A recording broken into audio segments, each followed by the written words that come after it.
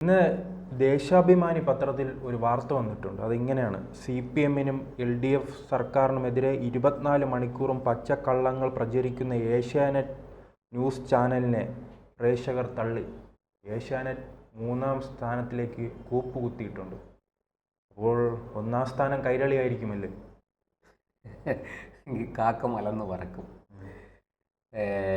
ഏഷ്യാനെറ്റ് 3 പതിറ്റാണ്ട് 92-ൽ ആരംഭിച്ച് 3 പതിറ്റാണ്ടിലധികം എന്താ പറയുക, 1-ാം സ്ഥാനത്ത് എതിരാളിയില്ലാതെ അപ്രതിരോധമായിട്ട് 1-ാം സ്ഥാനത്ത് തുടർന്ന ഒരു ചാനലാണ്.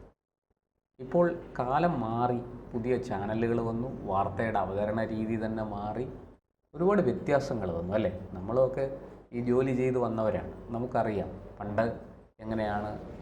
ഞാനിപ്പോൾ 10-20 വർഷമായി ജോലി ചെയ്യാൻ തുടങ്ങിയിട്ട്. ജോലി ചെയ്ത് തുടങ്ങുന്ന കാലത്ത് എന്തായിരുന്നു, ഇന്നെങ്ങനെയാണ് വാർത്തകൾ റിപ്പോർട്ട് ചെയ്യപ്പെടുന്നത് എന്ന് കുറച്ചുകൂടെ വേഗത, വളരെ വേഗത്തിൽ. ഇന്ന് ബ്രേക്കിംഗ് ന്യൂസുകളുടെ കാലമാണ്. അപ്പോൾ വലിയ മത്സരാധിഷ്ഠിതമായ ഒരു എന്താ പറയുക, ഒരു പോക്കാണത്. അപ്പോൾ ആദ്യം ബ്രേക്കിംഗ് ന്യൂസ് കൊണ്ടുവരും, അവർക്ക് വ്യൂവേഴ്സിനെ കൂടുതൽ കിട്ടും, പ്രേക്ഷകരെ കൂടുതൽ കിട്ടും.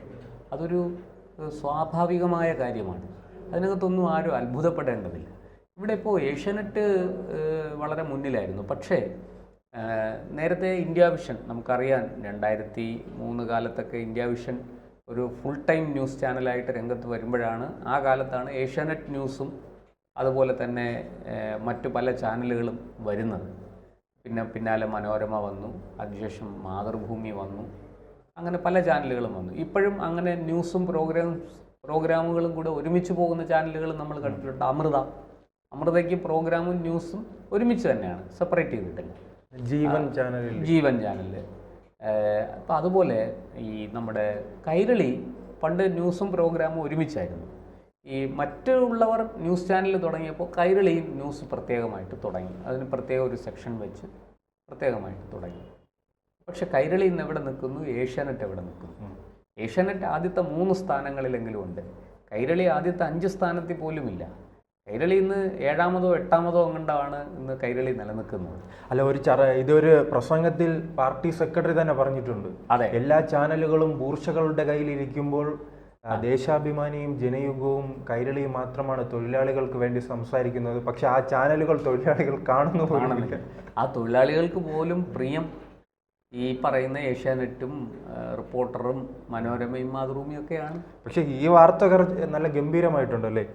CPM-നും LDF സർക്കാരിനുമെതിരെ 24 മണിക്കൂറും പച്ചക്കള്ളങ്ങൾ പ്രചരിക്കുന്ന ഏഷ്യാനെറ്റ്. ഇത്രയേ ഉള്ളൂ എന്ന് വെച്ചാൽ, മോൻ ചത്താലും വേണ്ടില്ല, മരുമോളുടെ കണ്ണീര് കാണാമല്ലോ, താലിയേറ്റ് കാണുമല്ലോ എന്ന് ചിന്തിക്കുന്ന അമ്മായി അമ്മയുടെ സ്വഭാവം. അതോടൊപ്പം തന്നെ അവർ മറ്റൊരു കാര്യം സൂചിപ്പിക്കുന്നുണ്ട്. ചാനൽ ഉടമ രാജീവ് ചന്ദ്രശേഖർ ആ രീതിയിൽ.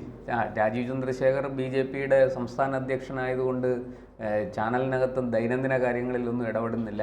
BJP-ക്ക് എതിരായിട്ടും അദ്ദേഹത്തിന് പോലും എതിരായിട്ടും മറുചോദ്യമുണ്ട്. രാജീവിനേക്കാൾ മികച്ച ആളായി അഭിപ്രായപ്പെടുന്നതാണ് ഈ ജോൺ ബ്രിട്ടാസ് തലപ്പത്തിരുന്നിട്ട് ആ ചാനൽ എന്താ ഇത്രയും വളർച്ച കുറവ്? അത് CPM ആലോചിക്കേണ്ട കാര്യമാണ്. ഇവിടെ ഇപ്പോൾ ഏഷ്യാനെറ്റിനൊരു ഇടിവ് പറ്റിയിട്ടുണ്ട് എന്നുള്ളത് സത്യമാണ്. ആ സ്ഥാനത്തേക്ക് റിപ്പോർട്ടർ ചാനൽ കയറി, തൊട്ടു പുറകെ 24 ന്യൂസ് ഉണ്ട്. 3-ാം സ്ഥാനത്തായി ഏഷ്യാനെറ്റ്. എനിക്ക് തോന്നുന്നു ഏഷ്യാനെറ്റ് 106 പോയിന്റിലാണ് നിൽക്കുന്നത്. മറ്റവർ കുറേ കൂടെ പോയിന്റുകൾ കൂടുതലുണ്ട്. പക്ഷേ ഏഷ്യാനെറ്റിന് താഴെ വരുന്ന തൊട്ടടുത്ത ചാനലെന്ന് പറയുന്നത് എനിക്ക് തോന്നുന്നു മനോരമ ഏഷ്യാനെറ്റുമായിട്ട് ഏതാണ്ട് ഏഷ്യാനെറ്റിൻ്റെ പകുതി പ്രേക്ഷകർ മാത്രമേ മനോരമയ്ക്കുള്ളൂ.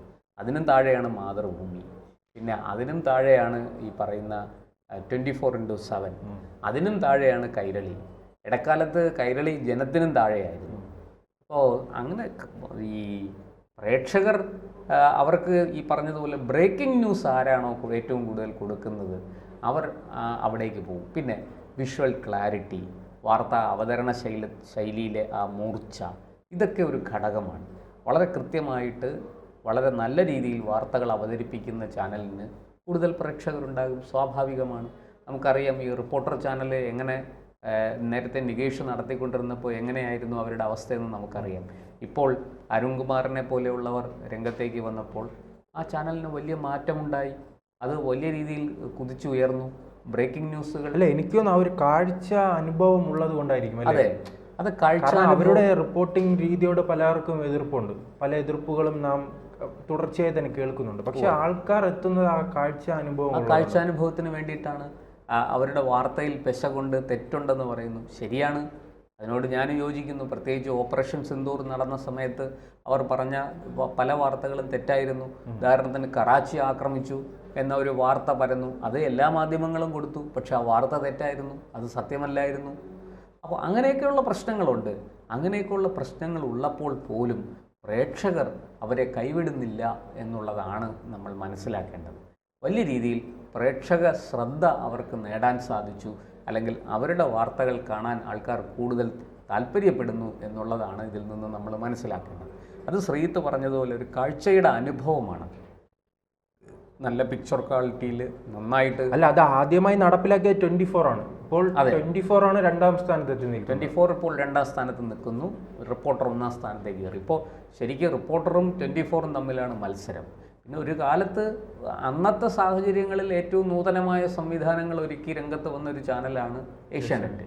ഇപ്പോഴും ഏഷ്യാനെറ്റിനെ സംബന്ധിച്ച് അവർ തങ്ങളുടെ വിശ്വാസ്യത കളഞ്ഞു കുളിച്ച് മുന്നോട്ട് പോകാറില്ല. അവർ കൊടുക്കുന്ന വാർത്തയിൽ നമുക്ക് യോജിപ്പും വിയോജിപ്പും ഉണ്ടാകാം. പക്ഷേ അവർ മുന്നോട്ട് വെക്കുന്ന രാഷ്ട്രീയത്തിൽ യോജിക്കാം വിയോജിക്കാം, അതൊക്കെ മറ്റു കാര്യങ്ങൾ. പക്ഷേ എങ്കിലും ഏഷ്യാനെറ്റ് വിശ്വാസ്യത കളഞ്ഞു കുളിച്ചുകൊണ്ട് മുന്നോട്ട് പോകില്ല. അവർ വളരെ അവരുടെ കണ്ടന്റുകളെല്ലാം വളരെ എന്താ പറയുക കാലോചിതവും. ഒരു പരിധി നോക്കുമ്പോൾ സംഘപരിവാറിന്റെ ഭാഗത്തു നിന്ന് കുംഭമേളയുമായി ബന്ധപ്പെട്ട് വലിയ വിമർശനമുണ്ടായിരുന്നു. ഇപ്പോൾ ദേശാഭിമാനി തന്നെ തുറന്നെഴുതുകയാണ് ഏഷ്യാനെറ്റിനെതിരെ. കോൺഗ്രസിനും ഇത്തരം വിമർശനങ്ങളുണ്ടല്ലേ? ജനങ്ങൾ മാത്രമാണ് അവരെ പിന്തുണയ്ക്കുന്നത്. അതെ, രാഷ്ട്രീയക്കാർക്ക് അവരുടേതായ അഭിപ്രായങ്ങളുണ്ടാവും, അഭിപ്രായ വ്യത്യാസങ്ങളുണ്ടാവും മാധ്യമങ്ങളെ സംബന്ധിച്ച്. പക്ഷേ മാധ്യമങ്ങൾ എപ്പോഴും നിഷ്പക്ഷമായ നിലപാടുമായിട്ട്, അവർക്ക് നിഷ്പക്ഷതയല്ല, വാസ്തവത്തിൽ സത്യത്തിൻ്റെ പക്ഷത്ത്, ജനങ്ങളുടെ പക്ഷത്താണ് മാധ്യമങ്ങൾ നിൽക്കേണ്ടത്. എനിക്ക് റിപ്പോർട്ടർ ചാനലുമായി ബന്ധപ്പെട്ട് നോക്കുമ്പോൾ കോൺഗ്രസിന് മാത്രമാണ് എതിർപ്പുള്ളത്. ഇടതുപക്ഷവും BJP അങ്ങനെ അമിതമായി വിമർശിക്കുന്നത് കണ്ടിട്ടില്ല ഏഷ്യാനെറ്റിനെ അപേക്ഷിച്ച് നോക്കുമ്പോൾ. അതെ, തീർച്ചയായിട്ടും ഏഷ്യാനെറ്റിനെ വിമർശിക്കുന്ന അത്രയും മൂർച്ചയോടുകൂടി റിപ്പോർട്ടറിനെയോ 24 ന്യൂസിനെയോ വിമർശിക്കുന്നില്ല BJPയും CPM-ഉം എന്നുള്ളത് നമ്മൾ ശ്രദ്ധിക്കേണ്ട ഒരു കാര്യമാണ്. അതേസമയം കോൺഗ്രസ്സിന് റിപ്പോർട്ടറിനോടും മറ്റുമൊക്കെ വലിയ അകൽച്ചയുണ്ട്. അവർ റിപ്പോർട്ടറിൻ്റെ ഈ ശൈലിയെ വല്ലാതെ എതിർക്കുന്നുമുണ്ട്. എന്തായാലും അതൊക്കെ ഒരു ചാനലിനെ സംബന്ധിച്ച്, ചാനൽ അതിന് പണം മുടക്കുന്നയാളാണ് എൻ്റെ ചാനൽ ഏത് രീതിയിൽ പോകണം എന്ന് തീരുമാനിക്കേണ്ടത്. അദ്ദേഹം അത് തീരുമാനിച്ചു. ഇതൊക്കെ നമ്മൾ പറയുമ്പോഴും ദൂരദർശന് വലിയ സ്വീകാര്യത ഇപ്പോഴും ഉണ്ട്. ദൂരദർശൻ ഈ പറഞ്ഞ ബഹളമൊന്നുമില്ലാതെ, ഈ എന്താ പറയുക വച്ചുകെട്ടുകളൊന്നുമില്ലാതെ വളരെ ശാന്തമായി സമാധാനമായി വിവാദങ്ങളൊന്നുമില്ലാതെ ന്യൂസ് കൊണ്ടുപോകുന്നുണ്ട്. ഇപ്പോഴും അത് കാണാൻ പ്രേക്ഷകരുണ്ട്. പലപ്പോഴും നമുക്ക് സോഷ്യൽ മീഡിയയിലൂടെ അത് മനസ്സിലാകുന്നുണ്ട്. ദൂരദർശൻ്റെ ആ ലാളിത്യത്തെയും ഗാംഭീര്യത്തെയൊക്കെ അഭിനന്ദിച്ചുകൊണ്ട് പലരും പോസ്റ്റുകൾ ഇടുന്നത് നമ്മൾ കാണാറുണ്ട്. അതൊക്കെ ഇതിൻ്റെ കൂട്ടത്തിലുള്ളതാണ്. പിന്നെ CPM-നെ സംബന്ധിച്ചും അതിൻ്റെ പാർട്ടി സെക്രട്ടറി MV ഗോവിന്ദനെ സംബന്ധിച്ചും തീർച്ചയായിട്ടും ഏഷ്യാനെറ്റ് അടക്കമുള്ള എല്ലാ മാധ്യമങ്ങളും അവർക്കൊരു വലിയ വെല്ലുവിളി തന്നെയാണ്. കാരണം അവരുടെ തെറ്റുകൾ, വീഴ്ചകൾ ഒക്കെ കൃത്യമായിട്ട് വെളിച്ചത്ത് കൊണ്ടുവരാൻ മാധ്യമങ്ങൾ ശ്രമിക്കുന്നുണ്ട് എന്നുള്ളതാണ് അതിൻ്റെ കാരണം. അതിനെ ഈ വളച്ചൊടിച്ച് ന്യായീകരിക്കാനൊക്കെ CPM ശ്രമിക്കുന്നുണ്ടെങ്കിലും ഇപ്പോൾ കൈരളിയോ പിന്നെ ദേശാഭിമാനിയോ ജനയുഗമോ ഒക്കെ എത്ര ശ്രമിച്ചാലും ശരി, സത്യം ഒരുപാട് നാളൊന്നും മൂടി വെക്കാൻ പറ്റില്ല. ജനങ്ങളെ എല്ലാ കാലത്തും കബളിപ്പിക്കാൻ പറ്റില്ല. എല്ലാ കാലത്തും അവരുടെ കണ്ണിൽ പൊടിയിടാൻ സാധിക്കില്ല. ഇത് CPM-നും MV ഗോവിന്ദനും മനസ്സിലാകാത്തത് കൊണ്ടാണ്. അതേസമയം മാധ്യമങ്ങൾ അവരുടെ ധർമ്മം സത്യസന്ധമായി നിർവഹിക്കണം. പക്ഷപാതത്തോടുകൂടി വാർത്തകൾ കൊടുക്കരുത്. പക്ഷപാതരഹിതമായി വാർത്തകൾ കൊടുക്കണം, സത്യസന്ധമായി കൊടുക്കണം. അത് ഒരു ഭയം ഇല്ലാതെ കൊടുക്കണം. യാതൊരു ഭയവും ഇതിനകത്ത് ആവശ്യമില്ല. പലർക്കും വാർത്തകൾ കൊടുക്കാൻ ഭയമുണ്ട്. ചില വാർത്തകളൊന്നും റിപ്പോർട്ട് ചെയ്യപ്പെടാതെ പോകുന്നത് അതുകൊണ്ടാണ്. ഉദാഹരണത്തിന് പോപ്പുലർ ഫ്രണ്ടുമായി ബന്ധപ്പെട്ട പല സംഭവങ്ങളും ഇന്നിപ്പോൾ റിപ്പോർട്ട് ചെയ്യപ്പെടാതെ പോകുന്നുണ്ട്. കാരണം അതിൽ ഈ പ്രവർത്തിക്കുന്ന ആൾക്കാർക്ക്, മാധ്യമപ്രവർത്തകർക്ക് ഉൾപ്പെടെ ഭയമുണ്ട്. അവരാക്രമിക്കുമോ, ശാരീരികമായിട്ട് ഉപദ്രവിക്കുമോ, നമ്മളെ കൊലപ്പെടുത്തുമോ എന്നൊക്കെയുള്ള ഭയം അവർക്കുണ്ട്. എന്തായാലും അതിനെല്ലാം അതിജീവിച്ച് നമ്മുടെ മാധ്യമങ്ങൾ കേരളത്തിലാണ് എനിക്ക് തോന്നുന്നു ഒരു പ്രാദേശിക ഭാഷ എടുത്താൽ ഏറ്റവും കൂടുതൽ പ്രാദേശിക ഭാഷയിൽ പ്രവർത്തിക്കുന്ന മാധ്യമങ്ങൾ ഏറ്റവും കൂടുതലുള്ളത് കേരളത്തിലാണെന്ന് തോന്നുന്നു. ഇന്ത്യയിലെ മറ്റൊരു സംസ്ഥാനത്തിനും അത് അവകാശപ്പെടാൻ സാധിക്കും എന്ന് തോന്നുന്നില്ല. 3.5 കോടി ജനങ്ങൾ മാത്രം വസിക്കുന്ന ഒരു പ്രദേശത്താണ് ഈ 10 ചാനലുകൾ, വാർത്താ ചാനലുകൾ ഓടുന്നത് എന്ന് നമ്മൾ മനസ്സിലാക്കണം. അപ്പോൾ അല്ല, അത് അവസാനിക്കുന്നില്ല, തുടരുകയാണ്. പുതിയ പുതിയ ചാനലുകൾ വന്നുകൊണ്ടിരിക്കുന്നു. ഇപ്പോൾ ഞാൻ ഏറ്റവും ഒടുവിൽ കേട്ടത് NDTV മലയാളത്തിൽ വരുന്നു, റിപ്പബ്ലിക് മലയാളത്തിൽ വരുന്നു എന്നൊക്കെ ഞാൻ കേട്ടു. എന്തായാലും വരട്ടെ, അത്രയും ആൾക്കാർക്ക് ഈ മേഖലയിൽ തൊഴിൽ ലഭിക്കും, മുന്നോട്ട് പോട്ടെ. അതൊക്കെ അതിൻ്റെ വാണിജ്യപരമായ മേന്മകളും കൂടി കണ്ടുകൊണ്ട് വേണം നമ്മളതൊക്കെ വിലയിരുത്താൻ. ഇവിടെ ഇപ്പോൾ ഈ നമുക്ക് ഒരു കാര്യം മനസ്സിലാക്കാം, CPM-നും പാർട്ടി സെക്രട്ടറിക്കും മാധ്യമങ്ങളോടുള്ള അവരുടെ നിലപാട് എന്താണെന്ന് എല്ലാവർക്കും അറിയാം. അവർ ഒരു കാലത്തും മാധ്യമങ്ങളോട് സഹിഷ്ണുത കാണിച്ചിട്ടില്ല. അങ്ങനെ കാണിക്കാത്തത് കൊണ്ടാണല്ലോ പിണറായി വിജയൻ, അതിൻ്റെ ഏറ്റവും നല്ല ഉദാഹരണമാണല്ലോ പണ്ട് പിണറായി വിജയൻ കടക്കുപുറത്തെന്ന് പറഞ്ഞു മാധ്യമപ്രവർത്തകരോട്. മാധ്യമങ്ങളെ സ്ഥാനത്തും അസ്ഥാനത്തും ഉപദ്രവിക്കാൻ CPM ശ്രമിക്കുന്നുണ്ട്, വാക്കുകൾ കൊണ്ടും അല്ലാതെയും. അതും നമ്മൾ കാണുന്ന കാഴ്ചയാണ്. അവരെ സംബന്ധിച്ച് അവരുടെ രാഷ്ട്രീയ നിലപാടുകളെ വെള്ളപൂശുമെങ്കിൽ, അതിന് ഒത്താശ ചെയ്യുമെങ്കിൽ അത് ശ്രേഷ്ഠ മാധ്യമം അല്ല. അവരുടെ വീഴ്ചകൾ തുറന്നു കാണിക്കുക, അവരുടെ അഴിമതി തുറന്നു കാണിക്കുക, അവർ ചെയ്യുന്ന തെറ്റായ കാര്യങ്ങൾ, തെറ്റായ പ്രവണതകൾ അതൊക്കെ വെളിച്ചത്ത് കൊണ്ടുവരിക, അങ്ങനെ ചെയ്യുന്ന മാധ്യമങ്ങളോട് അങ്ങേയറ്റത്തെ എതിർപ്പും CPM എല്ലാ കാലത്തും കാണിച്ചിട്ടുണ്ട്. അത് പിണറായി വിജയൻ സംസ്ഥാന സെക്രട്ടറി ആയിരുന്ന കാലത്ത് വലിയ വെല്ലുവിളിയായിരുന്നു. നമുക്കറിയാം, മാധ്യമങ്ങൾക്ക് നേരെ പരസ്യമായിട്ടാണ് അദ്ദേഹം ഭീഷണിയുടെ സ്വരത്തിൽ സംസാരിക്കുകയും ഒക്കെ ചെയ്തിട്ടുള്ളത്.